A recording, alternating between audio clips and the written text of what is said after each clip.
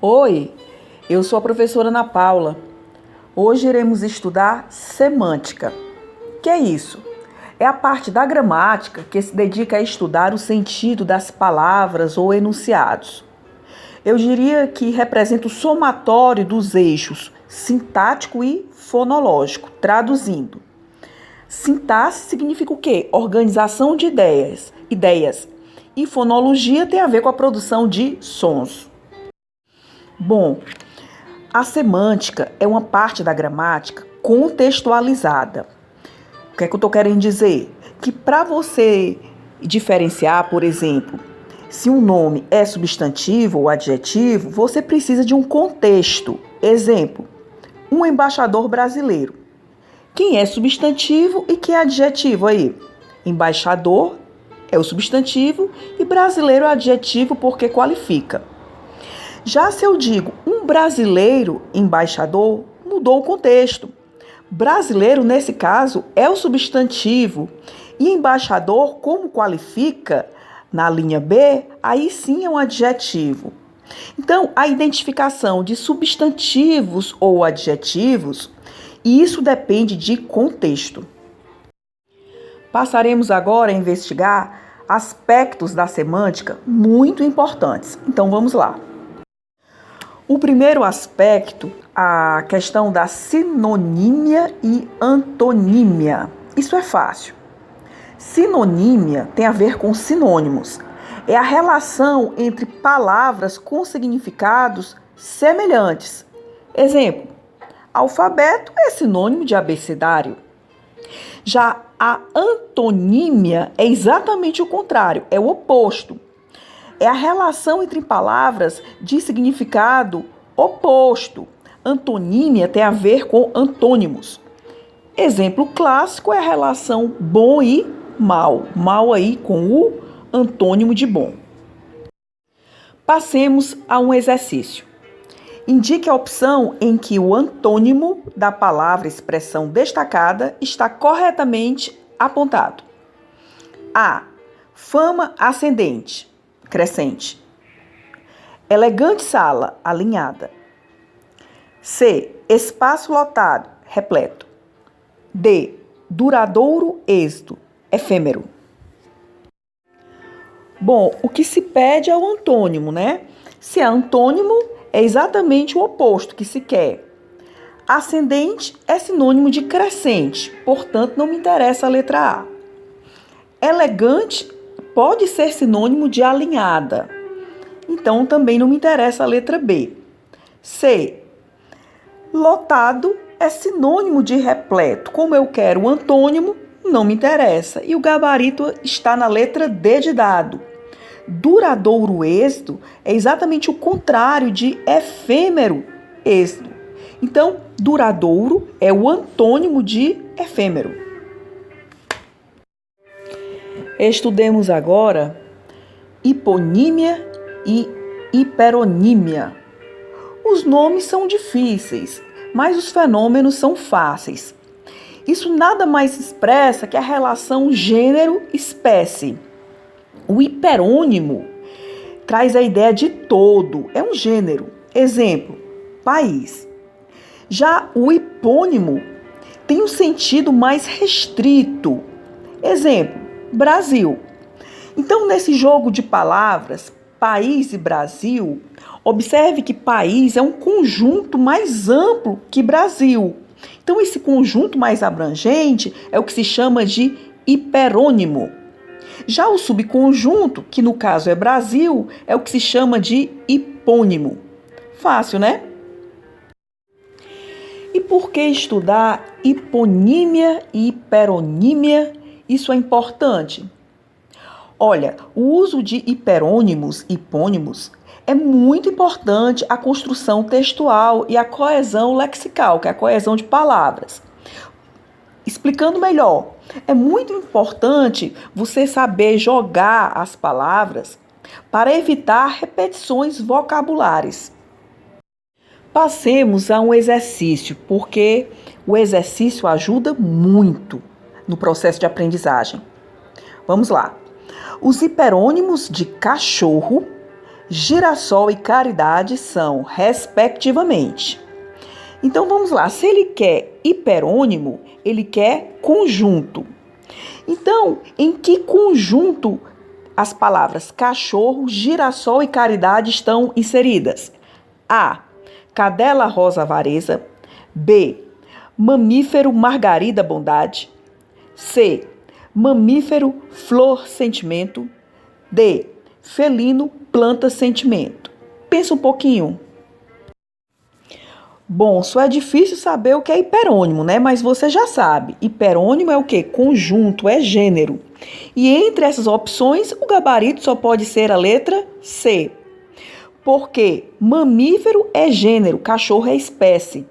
Flor é gênero, girassol é espécie. Sentimento é um gênero e caridade é uma das espécies. Então, quando se sabe, tudo fica fácil, não é verdade? Eu vou agora mostrar para vocês exemplo de construção científica com hiponímia e hiperonímia. É um texto meu, na verdade um parágrafo meu. Em Vozes do Mar, Flor Bela tece diálogos com a epopeia de Camões. Relembra as caravelas desta feita para sugerir amargura e mágoa. Comporta-se, pois, como o velho do Restelo. Cravos vermelhos simbolizam amor, paixão e respeito. Em Toledo sentencia: um grande amor é sempre grave e triste. A poetisa não alcançou o amor a que aspirava. Tal como sombra, esse sentimento fugiu ao persegui-lo. Gente, olha só. Poetisa, nós temos o quê? Hiperonímia. Flor Bela, hiponímia. Sentimento, temos hiperonímia. Amor, hiponímia. Eu fiz esse jogo de palavras para evitar repetição. Passemos agora a estudar a ambiguidade. O sinônimo é anfibologia. O termo ambiguidade é fácil. Fala por si. Significa o quê? O duplo sentido. Agora, esse duplo sentido tanto pode ser recurso estilístico como vício de linguagem. Se vício de linguagem, decorre da má colocação da palavra na frase, o que compromete o sentido. Se recurso estilístico, é muito valorizado nas piadas, charges e na publicidade. Olhe um exemplo de ambiguidade como vício de linguagem. Pedro foi atrás do carro correndo. Gente, eu não estou entendendo direito essa frase. Qual o sentido real? O que se quer expressar com Pedro foi atrás do carro correndo? Eis uma proposta de correção. Pedro correndo foi atrás do carro. Foi isso de fato que se quis expressar? Ou seria: Pedro buscou um carro às pressas? Eis o problema de um discurso com esse vício de linguagem. Agora, como eu já adiantei, a ambiguidade também pode ser um recurso estilístico, que enaltece, que valoriza o discurso. Olha esse desenho aqui, olha essa charge. Rede social. Rede social aqui em casa é outra coisa. Olha que interessante. Homônimos. O que é isso? São palavras idênticas na pronúncia, mas com escritas diferentes e, claro, significados diversos. Observe essas duas palavras aqui. Acender com SC e acender só com C. A pronúncia é a mesma, a escrita é diferente e, claro, o significado totalmente diverso. Acender com SC significa subir, elevar-se, conquistar uma posição social maior, galgar espaços melhores. Já acender com AC significa atear fogo, tacar fogo. Eis casos clássicos de homônimos da língua portuguesa. Questão: cela com C e cela com S são homônimos. Cela com S significa o quê?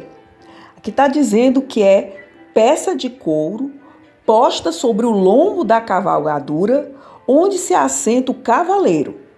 Nela, ou seja, nessa sela com S, são presos outros apetrechos dos arreios. Isso está certo ou errado? Sela com S, é isso que está sendo dito aí? Pensa um pouquinho. Certo, sela com S é uma peça de couro posta no lombo da cavalgadura, onde se assenta o cavaleiro. Nela são presos outros apetrechos dos arreios. Eis a sela com S. E sela com C? Estudamos a sela do vaqueiro. A sela do vaqueiro é com S. E sela com C, o que é que significa? Cela com C é um quarto de dormir pequeno. Nos conventos, os religiosos, eles ficam em celas. E essas celas são com a letra C. Porque cela com S, estudamos que é a cela do vaqueiro. Parônimos, palavras parecidas quanto à grafia e à pronúncia, mas com sentidos diferentes. Exemplos: descrição e descrição, retificar e ratificar. As pronúncias são parecidas, não são idênticas. A escrita é diferente e, claro, o significado é totalmente diverso. Descrição significa descrever, detalhar. Descrição tem a ver com o ato de ser discreto. Retificar é corrigir. Ratificar é confirmar. Passemos a um exercício. Estão adequadamente utilizadas as palavras na frase. A. Os cônjuges receberão os cumprimentos na recepção. B. Ela não sabe agir com descrição. C. Ele infligiu a velocidade permitida. D. As denúncias imergiram no pleito eleitoral. E. Os erros ratificados pela docente. Questão fácil. O gabarito é a letra A. Os cônjuges receberão as saudações na recepção, os cumprimentos. A letra B está falsa. Por quê? Porque está a falar de uma pessoa que não sabe ser discreta. Então, não é descrição, porque descrição é o ato de descrever uma cena. E aqui está querendo falar de uma pessoa que não sabe ser discreta. A letra C está falsa, porque está a falar de uma pessoa que violou uma lei aí, violou uma lei de trânsito, ao ultrapassar a velocidade permitida. Então, a correção seria: ele infringiu a velocidade permitida. Infligir é outra coisa, significa aplicar, no sentido de aplicar uma pena, o que nada tem a ver com a letra C. D. As denúncias emergiram, ou seja, apareceram, vieram à tona com o pleito eleitoral. Imergir é o contrário, é afundar, o que nada tem a ver com a letra D de dado. E a letra E, os erros corrigidos pela docente, que é a professora. A professora, naturalmente, deve corrigir erros, deve retificar erros. Ratificar erros é confirmar erros. Não é papel de professor confirmar erros. O papel do professor é retificar e não ratificar em se tratando de erros. Gratidão, por hoje é só. Eis o blog engenhodeletras.blogspot.com. O Instagram do blog é @engenhodeletras.